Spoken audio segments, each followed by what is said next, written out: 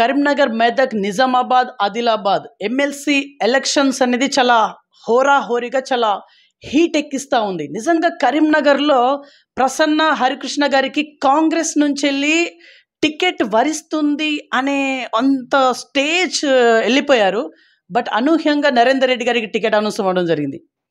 ప్రసన్న హరికృష్ణ గారి పరిస్థితి ఏంటిది? కాంగ్రెస్లో ప్రజెంట్ వారు ఉన్నారా లేరా? అసలు ఏం జరిగింది? ఇదే ఇప్పుడు తెలుసుకుందాం. నమస్తే సార్, బాగున్నారా? ఫైన్ అండి, నమస్తే. బీవీఆర్ న్యూస్ ప్రేక్షకులందరికీ కూడా నమస్తే. సార్, నేను పాయింట్కి వస్తున్నా.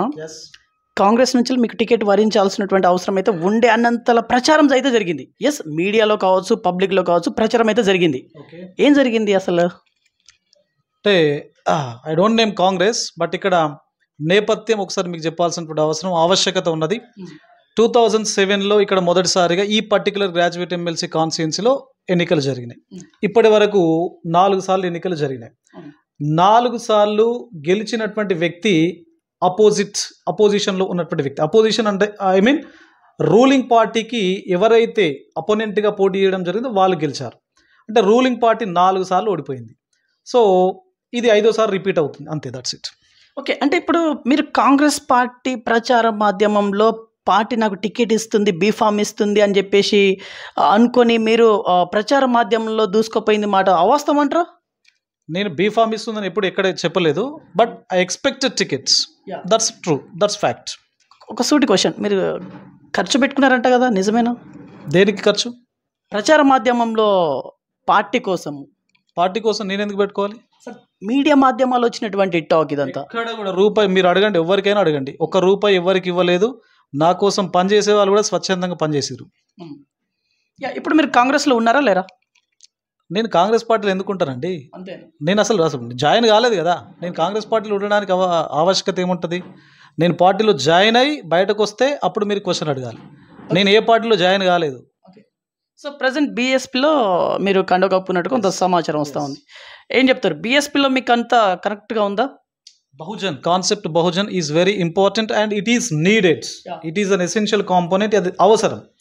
ఎందుకంటే ఇప్పుడు మన తెలంగాణ రాష్ట్రంలో కుల గణన జరిగినటువంటి నేపథ్యంలో తప్పనిసరిగా బీసీ వాదం అనేది రోజు రోజుకి బలపడుతున్నది.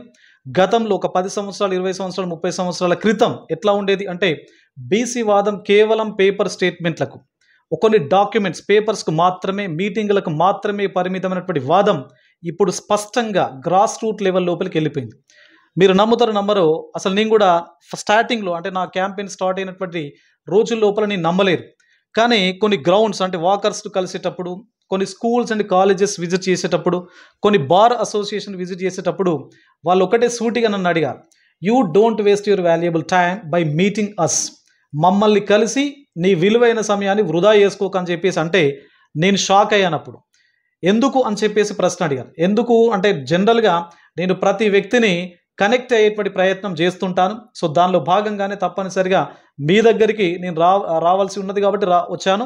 మిమ్మల్ని కూడా నేను అడుగుతాను ఓటు అని చెప్పేసి కోణంలో అడిగితే, విఆర్ బీసీ, యుఆర్ బీసీ, ఇంకెందుకు ఇంకా నీ టైము మిగతా వాళ్ళపైన పెట్టుకో అని చెప్పేసి అన్నటువంటి నేపథ్యం ఇది ఒక్క దగ్గర కాదు, చాలా చోట్ల ఇలాంటి ఆన్సర్స్ నేను విన్నాను. కాబట్టి అంటే గ్రాస్ రూట్ లోపల బీసీ వాదం అనేది చాలా బలంగా ఉన్నది. అది రోజు రోజుకి మనకు పెనిట్రేట్ కావడం జరుగుతూ ఉన్నది. రైట్ సార్, సూటిగా ఒక క్వశ్చన్. యాక్చువల్లీ ఓటర్స్ మిమ్మల్ని ఎందుకు గెలిపించాలి మిమ్మల్ని? ఓటర్స్ ఎందుకు గెలిపించాలి? చాలా ఇంపార్టెంట్ అంటే చాలా వ్యాలిడ్ ప్రశ్న అడిగారు. ఇది అందరినీ కూడా అడగండి. అంటే మిగతా ఎవరైతే కంటెస్టెంట్స్ ఉన్నారో వాళ్ళందరినీ కూడా దయచేసి మీరు అడిగేటువంటి ప్రయత్నం చేయండి ఇఫ్ పాసిబుల్. ఓకే, ఎందుకు ప్రసన్న హరికృష్ణ అనేటువంటి వ్యక్తిని గెలిపించాలి అన్నప్పుడు, ఇక్కడ ప్రసన్న హరికృష్ణ గ్రాడ్యుయేట్ ఎమ్మెల్సీ కోసం ప్రయత్నం చేస్తున్నాడు, పోటీలో ఉన్నాడు. మరి గ్రాడ్యుయేట్ ఎమ్మెల్సీ ఏం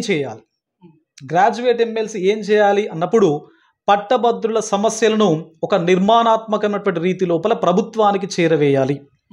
అండ్ ప్రభుత్వానికి పట్టభద్రుల సమస్యల పట్ల సలహాలు, సూచనలు ఇవ్వాలి. ఆ పట్టభద్రులు బేసిక్గా 2 రకాలు మేజర్ సెక్షన్స్. ఒకటి నిరుద్యోగులు, రెండవది ఉద్యోగులు.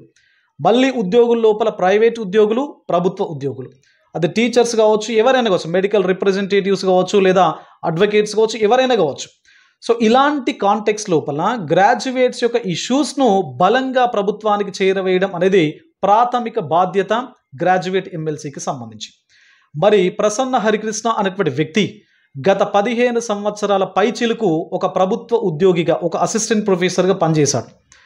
అంటే 15 సంవత్సరాలు పనిచేస్తూ ఉమ్మడి ఆదిలాబాద్ జిల్లాకు 2 సార్లు మా యూనియన్ తరఫున, డిగ్రీ లెక్చరర్ అసోసియేషన్ తరఫున నేను 2 సార్లు అధ్యక్షునిగా పనిచేశాను. తెలంగాణ ఉద్యమం లోపల ఉద్యోగ సంఘాల పక్షాన నేను కొట్లాడడం జరిగింది. అదేవిధంగా గత 18 సంవత్సరాల నుంచి తెలంగాణ మరియు ఆంధ్రప్రదేశ్ 2 తెలుగు రాష్ట్రాల లోపల ఉన్నటువంటి నిరుద్యోగులకు జనరల్గా ఒక గైడెన్స్ అండ్ కౌన్సిలింగ్, వాళ్ళకు అలాంటి ఫెసిలిటీస్ను నేను ప్రొవైడ్ చేయడం జరిగింది. అంటే నిరుద్యోగ సమస్యల పట్ల, వారి యొక్క నోటిఫికేషన్ల పైన, ఎగ్జామినేషన్ సిలబస్ పైన, ఎగ్జామినేషన్ విధానం పైన నాకు ఒక స్పష్టత అవగాహన ఉన్నది. ఒకవేళ పేపర్ లీకేజీ జరిగితే, కోర్టుల లోపలికి కేసులు వెళ్తే ఎలాంటి కాంటెక్స్ లోపల జీవోలు వస్తున్నాయి, ఆ జీవోల నేపథ్యం ఏంటి, మన కంట్రిబ్యూషన్ ఎలా ఉండాలి నిరుద్యోగ సమాజానికి అనే దానిపైన నాకు అవగాహన ఉంది, స్పష్టత ఉన్నది. And I'm basically a teacher. నేను ఒక టీచర్ నండి బేసిక్గా. మరి టీచర్ అన్నప్పుడు విద్యా వ్యవస్థతో ఉన్నటువంటి అనుబంధం అనేది ఎట్లా ఉంటుందో నాకు తెలుసు. కాబట్టి నాకు ఒక స్పష్టమైనటువంటి విజన్ ఉంది. భవిష్యత్ తెలంగాణ విద్యా వ్యవస్థ ఇట్లా ఉంటే బాగా బెనిఫిట్స్ వస్తాయి, తెలంగాణలో ఉన్నటువంటి చదువుకున్నటువంటి పిల్లలు ప్రపంచం నలుమూలల తమ ఖ్యాతిని ఎగరవేయగలుగుతారు అనేటువంటి ఒక నమ్మకం, ఒక విజన్ డాక్యుమెంట్ నా దగ్గర ఉన్నది. దెన్ ఫైనల్గా నేనేం చెప్తానంటే, మహిళలు అన్ని రకాల రంగాల లోపల ముందుండాలి. సో మహిళా సాధికారత అనేది చాలా ఇంపార్టెంట్ అని చెప్పేసి చెప్తూనే I have a social soul to contribute something for the welfare of society.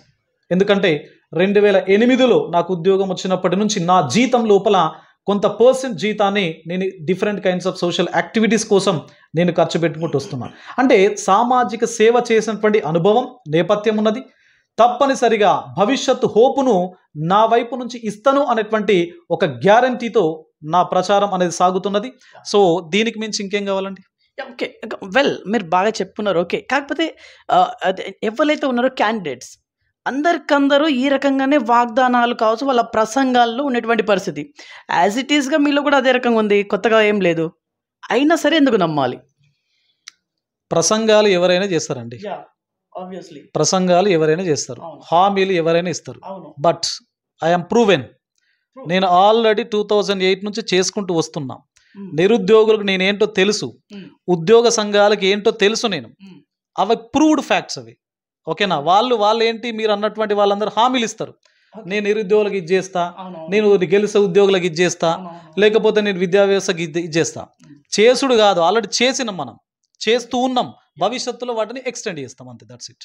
Okay, ఇప్పుడు కాంగ్రెస్ పార్టీ అభ్యర్థి నరేందర్ రెడ్డి గారి పైన సూటిగా మీ ప్రశ్న కావచ్చు, వాట్ ఎవర్, ఏమైనా స్పందించాలనుకుంటారా? దేనికి స్పందన? వై? యాక్చువల్లీ ఆ టికెట్ మీకే రావాల్సి ఉండే అనేది మీ ఫాలోవర్స్ ఇక్కడ బయట ఎవరిని అడిగినా చెప్పేటువంటి పరిస్థితి. ఏమైనా స్పందించాలనుకుంటారా? No comment. ఓకే, 4 జిల్లాలలో మీ టీం కరెక్ట్గా ఉందా, యాక్టివ్గా ఉందా? Yes, for the last 6 months, గత 6 నెలల నుంచి ఎప్పుడైతే మనకి ఎన్రోల్మెంట్ ప్రాసెస్ స్టార్ట్ అయిందో, అంటే సెప్టెంబర్ 30కి మనకు 2024లో ఎన్రోల్మెంట్ ప్రాసెస్ స్టార్ట్ అయింది. అప్పటి నుంచి ఒక 1200 మంది స్వచ్ఛందంగా, నా స్టూడెంట్స్, నా ఫ్రెండ్స్, నన్ను అభిమానించేటువంటి మిత్రులు, శ్రేయోభిలాష్ అందరూ కూడా వారికి వారే కమిటీలు వేసుకొని వారికి వారే టీములుగా ఏర్పాటై, సో 153,196 ఎన్రోల్మెంట్స్లో వాళ్ళందరూ కూడా భాగమయ్యారు. కాబట్టి మీ ఛానల్ తరఫున నా కోసం పనిచేస్తున్న, గతంలో పనిచేసిన వాళ్ళందరికీ కూడా మీ ఛానల్ తరఫున గుండె లోతుల్లో నుంచి ప్రత్యేకమైనటువంటి ధన్యవాదాలు తెలుపుతున్నాను. ఓకే, యాక్చువల్లీ మీ ఎజెండా ఏంటిది? వేటిని మీరు ముందు పెట్టుకొని ప్రచార మాధ్యమాల్లో దూసుకుపోతా ఉన్నారు? ఎజెండా ఏంటిది? Rights, my manifesto or you can say agenda. నేను ఇంతకు ముందు చెప్పిన 4 అంశాలు. ఒకటి, నిరుద్యోగుల సమస్యలను నా కోణం లోపల నేను రిప్రజెంట్ చేయడం. అన్ని నిరుద్యోగ సమస్యలు లేకుండా చేస్తారా? నిరుద్యోగుల సమస్య చేయడం అనేది నాతోనే కాదు, భారత ప్రధానమంత్రితో కూడా కాదు. దట్ ఈస్ ఫ్యాక్ట్, అది నిజం. నిరుద్యోగ సమస్యను నిర్మూలించడం కాదు నా ఎజెండా. నిరుద్యోగుల సమస్యలు ఏవైతే ఉన్నాయో వాటిని గవర్నమెంట్ దృష్టికి తీసుకెళ్లడం. ఒకవేళ గ్యాప్స్ ఏమైనా గనక ఉంటే వాటిని ఫిల్ చేసే ప్రయత్నం నా వైపు నుంచి జరుగుతుంది. నంబర్ 1. నంబర్ 2, ఉద్యోగుల సమస్యలు, అది ప్రభుత్వ, ప్రైవేటు.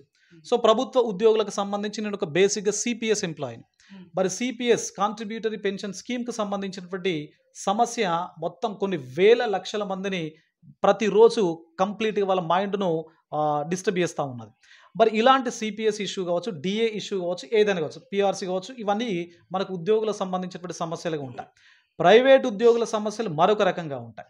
అంటే జనరల్గా ప్రైవేట్ రంగం లోపల చాలని వేతనాలు, సో జీతాలు తక్కువగా ఉంటే ఒకవేళ సడన్గా ఏదైనా ప్రాబ్లం వచ్చింది అనుకోండి కుటుంబం లోపల, అప్పుడు వారు కంప్లీట్గా డిస్టర్బ్ అయ్యే అవకాశం ఉంటుంది. కాబట్టి రెండు ప్రాథమిక అంశాలతో, ప్రాథమిక హక్కులుగా, so I'm not quoting the fundamental rights of the Indian constitution, భారత రాజ్యాంగం లోపల ఉండేటువంటి ప్రాథమిక హక్కులు ఏ విధంగానైతే ఉన్నాయో, సో ఒక ఉద్యోగి యొక్క ప్రాథమిక హక్కులు కూడా ఉండాలి. ఉద్యోగ భద్రత, ఆరోగ్య భద్రత, ఈ రెండు కూడా ప్రైవేట్ ఎంప్లాయీస్కి తప్పనిసరిగా నా వైపు నుంచి నేను కొట్లాడాలి అని చెప్పేసి డిసైడ్ కావడం జరిగింది.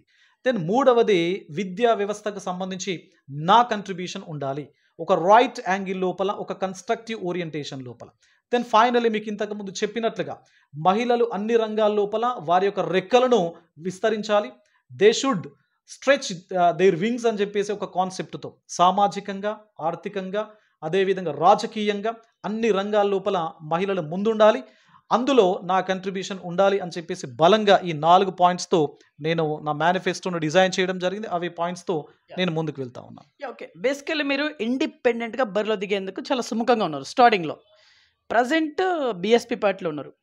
ఎనీ స్పెసిఫిక్ రీజన్ పార్టీలో జాయిన్ అవ్వడానికి? Any specific reason? No reason అండి. బహుజన్ కాన్సెప్ట్ మీకు ఇంతకు ముందే చెప్పినట్టుగా, so Bahujan concept, BC concept Telangana ప్రాంతం లోపల చాలా బలంగా అది స్ప్రెడ్ అవుతుంది అండ్ పెనిట్రేట్. అంటే స్టార్టింగ్ నుంచి వెళ్ళలేదు, స్టార్టింగ్ నుంచి మీరు బీఎస్పీ పార్టీలో లేరు, ప్రజెంటే ఉన్నారు. మీరు అడిగారు, మీ ప్రశ్నకే నా సమాధానం. నేను వాస్తవానికి కాంగ్రెస్ పార్టీ నుంచి టికెట్ ఆశించడం జరిగింది. సో అదే దీనికి ఎక్స్టెన్షన్, ఇదే సమాధానం అండి. ఓకే, సో ఇప్పుడు మీ ఓటర్స్కి మీరు ఇచ్చే మెసేజ్ ఏంటిది? ఓటర్స్కే, only voters. Yes, so voter మహాశైలారా, 4 ఉమ్మడి జిల్లాలకు సంబంధించినటువంటి 3,41,313 అందరికీ కూడా చేతులు జోడించి మీకు అందరికీ కూడా నేను రిక్వెస్ట్ చేస్తూ ఉన్నాను. సో ఈసారి మీరు వేసేటువంటి ఓటు విచక్షణ విఘ్నతతో ఉంటుంది అని చెప్పేసి, 100,000 కోట్ల రాజకీయాలు కాదు, ఒక సాదా సీదా ఒక కామన్ మ్యాన్ కూడా రాజకీయాల లోపల strong commitment, will power and personality, వ్యక్తిత్వం కనుక ఉంటే గెలవగలుగుతాడు. గ్రౌండ్ లోపల గట్టిగా పనిచేసుకుంటే, ప్రేమతో, అభిమానంతో ఓటర్లను యొక్క గుండెను తాకగలిగితే తప్పనిసరిగా ఎన్నికల లోపల విజయం తథ్యం అనే ఆ సూచనను, ఆ సంకేతాన్ని మీ యొక్క ఓటు అనేటువంటి ఆయుధంతో తెలంగాణ సమాజాన్ని మేల్కొల్పాలని అనేటువంటి రిక్వెస్ట్ నా వైపు నుండి ఉంటుంది. సో దయచేసి మీరు వేసేటువంటి ఓటు ఈ 12 రోజుల తర్వాత ఎంటైర్ తెలంగాణ సొసైటీకి ఒక స్పష్టమైనటువంటి జర్క్, ఒక స్పష్టమైనటువంటి మేల్కొలుపు, అది భవిష్యత్తు రాజకీయాల లోపల యువత వచ్చి ఇట్లా కూడా గెలుస్తారు కష్టపడితే అనేటువంటి ఆ సూచన సంకేతం కొన్ని వేల మందికి, లక్షల మందికి మీ ఓటు ద్వారా అందించాలని చెప్పేసి మనస్ఫూర్తిగా మీరు బ్యాలెట్ పేపర్ పైన ఉన్నటువంటి 3వ నంబర్కి ఎదురుగా మొదటి ప్రాధాన్యత ఓటు వేసి భారీ మెజారిటీతో మీ సోదరుడు, మీ కుటుంబ సభ్యుడు ప్రసన్న హరికృష్ణను గెలిపించి శాసన మండలికి పంపించాలి అని చెప్పేసి మీ అందరినీ కూడా రిక్వెస్ట్ చేస్తున్నాను. ఓకే సార్, ఇప్పుడు కాంగ్రెస్ నుంచి వెళ్ళి టికెట్ వస్తుంది అనే టైంలలో రాలేదు కదా, మీ దగ్గర ఏం తక్కువైందని చెప్పేసి కాంగ్రెస్ మిమ్మల్ని పక్కన పెట్టింది? అది ఏం తక్కువైంది? ఆ ప్రశ్న మీరు కాంగ్రెస్ పార్టీ వాళ్ళని అడగాలి. ఓకే, అంటే మీకున్నటువంటి సోర్స్ ప్రకారము మీకు అసలు ఏం తక్కువైందని అనుకుంటారు మీరు? ఒకటి, నేను జనరల్గా ఓటర్లు కలిశాను. మీరు అనుకున్నట్టు ఎవరికైతే టికెట్ వచ్చిందో వాళ్ళు లీడర్లను కలిశారు, కానీ లీడర్లు కాదు కదా ఓటు వేసేది, ఓటర్లు ఓటు వేయాలి. అంటే గ్రాడ్యుయేట్స్ ఆర్ ద ఓటర్స్. కాబట్టి నేను గ్రాడ్యుయేట్స్తో ఉన్నా, మిగతా ఎవరికైతే టికెట్ రావడం జరిగింది వాళ్ళు లీడర్స్తో ఉన్నారు. So that's the difference, that's it. Okay, ఇప్పుడు ఏ ఎలక్షన్ చూసినా కూడా ధన ప్రయోగం, ధన ప్రభావం ఖచ్చితంగా జరుగుతుంది. ఈసారి ఎంతో కొంత జరుగుతుంది. మీరు ఏంటి దాన్ని సన్నద్ధంగా ఉన్నారా? అంటే నేనేమంటానంటే money is one of the factors in election. I do accept that. నేను ఒప్పుకుంటా, డబ్బు అనేది ఎలక్షన్ల లోపల గెలవడానికి ఒక కారకం, కానీ అదే కారకం కాదు అని చెప్పేసి నేను అంటా. డబ్బు అనేది ఒక కారకం, అంటే చాలా రకాల కారకాలు ఉంటాయి ఒక ఎన్నికల లోపల ఒక పాజిటివ్ అవుట్కమ్ రావాలి అంటే, కానీ డబ్బు ఒకటే కారకం కాదు, మిగతా చాలా ఉంటాయి. డబ్బును 1,000 కోట్లు ఖర్చు పెట్టిన వాళ్ళు ఓడిపోయినటువంటి నేపథ్యాన్ని మీరు ప్రతి సంవత్సరం ప్రతి ఎన్నికల్లో చూస్తుంటారు. బట్ డబ్బే కాదు, ఒక మంచి వ్యక్తిత్వం, చేయాలి అనేటువంటి తపన, చేసినటువంటి నేపథ్యం, అనుభవం, చేసేటువంటి హోపును ఇవ్వగలిగేటువంటి ఆ ధైర్యం సమాజానికి గనక ఇవ్వగలిగితే, యూత్కి గనక ఇవ్వగలిగితే, అది నిరుద్యోగులు కావచ్చు, ఉద్యోగులు కావచ్చు, వాళ్ళందరికీ ఒక హోప్ను ఇవ్వగలిగితే తప్పనిసరిగా సమాజం మనల్ని గుండెలో పెట్టుకొని చూసుకుంటుంది, గెలిపించి కౌన్సిల్కి పంపిస్తుంది. ఓకే సార్, యాక్చువల్లీ ఇప్పుడు కాంగ్రెస్ అభ్యర్థి కావచ్చు, లేకుంటే బీజేపీ అభ్యర్థి కావచ్చు, ఇంకోటి బీఆర్ఎస్ అభ్యర్థి ఇంకా అనౌన్స్ కాలేదు. ఓకే, ఈ ముగ్గురు అభ్యర్థుల పైన ఇండివిజువాలిటీగా మీ అభిప్రాయం ఏమైనా చెప్తారా? ఒకటే అండి, సింపుల్. నేను I don't name any party. నాకు పార్టీ టార్గెట్ కాదు, పార్టీ వ్యక్తిని నేను అంటే వ్యక్తిగతంగా మాత్రం నేను మాట్లాడతా, పార్టీ గురించి మాట్లాడ. ఎందుకంటే వాస్తవానికి గ్రాడ్యుయేట్ ఎమ్మెల్సీ ఎన్నికలు పార్టీలకు అతీతంగా జరగాల్సింది, కానీ పార్టీలు ఇందులో ఇన్వాల్వ్ అవ్వడం, కంప్లీట్గా గ్రాడ్యుయేట్ ఎమ్మెల్సీ ఎన్నికలను పొల్యూట్ చేయడం జరిగింది. అయితే ఇక్కడ ఒక వ్యక్తి యొక్క ఇమేజ్, అంటే ఎవరైతే పోటీ చేసేటువంటి అభ్యర్థి ఉన్నాడో ఆ అభ్యర్థి యొక్క ఇమేజ్ అనేది చాలా important. Image in the sense వాళ్ళు అసలు చేయగలరా, అంటే పదవులు ఎమ్మెల్యే ఎంపీ వేరు, గ్రాడ్యుయేట్ ఎమ్మెల్సీ వేరు. అంటే గ్రాడ్యుయేట్ ఎమ్మెల్సీకి తప్పనిసరిగా ఈ గ్రాడ్యుయేట్స్ పట్ల, వాళ్ళ యొక్క నేపథ్యం పట్ల తప్పనిసరిగా ఒక క్లారిటీ, క్రిస్టల్ క్లియర్గా ఉండాలి. మరి ఇప్పుడున్నటువంటి అభ్యర్థుల లోపల ఎంతమందికి క్రిస్టల్ క్లియర్ ఆ క్లారిటీ ఉంది అనేది మీకు అందరికీ తెలుసు, నేను కొత్తగా చెప్పాల్సినటువంటి పని లేదు. సో కాబట్టి ఒక విఘ్నత, ఒక విచక్షణతో ఈసారి మనము ఓటు వేద్దాం, ఆ ఓటు వేయాలి అని చెప్పేసి మిమ్మల్ని అందరినీ కూడా రిక్వెస్ట్ చేస్తా ఉన్నాం. ఓకే, మీకు సరైన పోటీదారుడు ఎవరు అనుకుంటారు మీరు? ఒక మేజర్గా ఒక 4-5 పేర్లు మెయిన్గా వినిపిస్తూ ఉంది, ఒక 4 నుంచి 5 పేర్లు మెయిన్గా వినిపిస్తూ ఉంది. మీకు సరైన పోటీనిచ్చే క్యాండిడేట్ ఎవరు అనుకుంటారు? చాలా మంచి ప్రశ్న అడిగారు మీరు. వాస్తవానికి నాకు పోటీదారుడు పట్టభద్రుడు, అంటే నా ఓటర్. నా ఓటరే నాకు పోటీదారు. ఎందుకు మీకు ఆశ్చర్యం కలిగిస్తున్నానా? ఎస్, ఎందుకు ఓటర్ నాకు పోటీదారు అంటే, నేను ఫస్ట్ ఓటర్ని గెలవాలి కదా. ఆబ్వియస్లీ గెలవాలంటే వాళ్ళ యొక్క గుండె తలుపును తట్టి నేను తీయాలి, అంటే వాళ్ళకు రీచ్ అవుట్ కావాలి. నేను వాళ్ళ ప్రేమను, అభిమానం నేను పొందితే నాకు తప్పనిసరిగా ఓటు వేస్తారు కదా. నాకు పోటీదారు, ప్రధాన పోటీదారు ఓటరే, అంతే అంతే, దట్స్ ఇట్. రైట్, ఫైనల్ ఏం చెప్పి ముగించాలనుకుంటారు? ఫైనల్ వన్ ఇంకా అంటే ఈసారి ఎన్నిక కార్పొరేట్ శక్తులకు, పారిశ్రామికవేత్తలకు, ఒక కామన్ మ్యాన్కు జరగబోతున్నటువంటి ఎన్నిక. సో ఈ ఎన్నిక తెలంగాణ సమాజానికి ఒక మేల్కొలుపు. అంటే భవిష్యత్తు లోపల ఇలా కాదు, ఇలాంటి శక్తులు ఎంత ప్రయత్నాలు చేసినా, ఎన్ని కంప్లీట్గా వాళ్ళు అంటే మ్యానిపులేషన్స్ చేసినా, ఒక స్పష్టత ఉన్నటువంటి వ్యక్తి, కమిట్మెంట్ ఉన్నటువంటి వ్యక్తి, బరిలో ఉండి గ్రౌండ్ లోపల నిజంగా పనిచేసినటువంటి వ్యక్తి గెలుస్తాడు అనేటువంటి ఒక పాజిటివ్ వైబ్స్ తెలంగాణ సమాజం లోపల క్రియేట్ అవుతాయి ఈ ఎన్నిక ద్వారా. సో క్రియేట్ కావాలి అంటే, అదేవిధంగా బీసీ వాదం, అంటే బీసీ వాదం, బీసీ కులగణన కేవలం డాక్యుమెంట్లకు మాత్రమే పరిమితం కాదు, అది గ్రౌండ్లో ఉంది అని తెలంగాణ సమాజానికి చూపించాలి అంటే ఒక బీసీ అభ్యర్థిగా ప్రసన్న హరికృష్ణ మీ ముందున్నాడు. సో కాబట్టి ప్రసన్న హరికృష్ణ మీ అందరూ కూడా ఆశీర్వదించి పంపిస్తే బీసీ వాదం తెలంగాణలో బలంగా ఉన్నది అని మీరు చెప్పకనే చెప్పినట్టు అవుతుంది. రైట్, సో ఇది ఇవాల్టి ఇన్ఫర్మేషన్. చూస్తున్నాను BVR TV news. Until then bye, take care.